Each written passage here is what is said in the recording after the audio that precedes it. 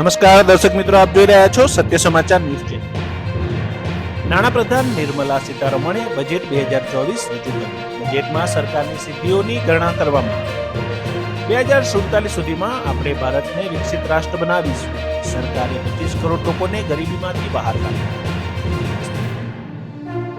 Skill ઇન્ડિયાએ 1.4 કરોડ યુવાનોને તાલીમ આપી. 15 all India institute of medical science આરોગ્ય ક્ષેત્રે વધુ મેડિકલ કોલેજો બનાવવામાં આવશે. આજે નિર્મલા સીતારમણે બજેટ રજૂ કર્યું. વડાપ્રધાન નરેન્દ્ર મોદીએ કહ્યું, મહિલાઓ, ખેડૂતો, ગરીબો માટેનું બજેટમાં વિશ્વાસનો સમાવેશ કરવામાં આવ્યો. આ બજેટ સૌનો વિકાસ કરનારું છે.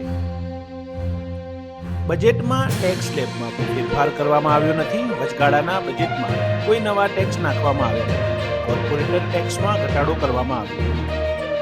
ગુજરાત વિધાનસભાના અધ્યક્ષ શંકરભાઈ ચૌધરીએ વિધાનસભા ખાતે સ્વાતંત્ર્ય સેનાની શ્રી અબ્બાસ તૈયબની જન્મ જયંતિ નિમિત્તે પુષ્પાંજલિ અર્પણ કરી.